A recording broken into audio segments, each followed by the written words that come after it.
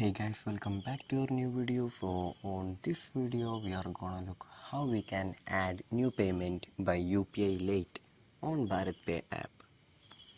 For that, just open the Bharatpe app. So after opening the app, here we just need to go to the profile option on the top left corner.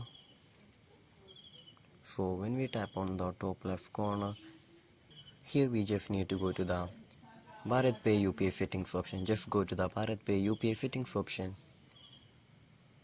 So here we just need to choose the payment methods option. Just tap on the payment methods option, and we can see in the top side of that we can see the add new payment option. Just tap on it.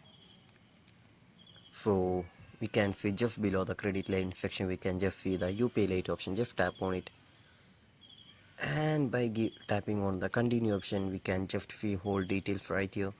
After doing that, we can just add new payment by UPI Lite on Bharatpe app. So I hope this video was useful for you. So just do like, share, subscribe to our channel. Thank you and have a nice day.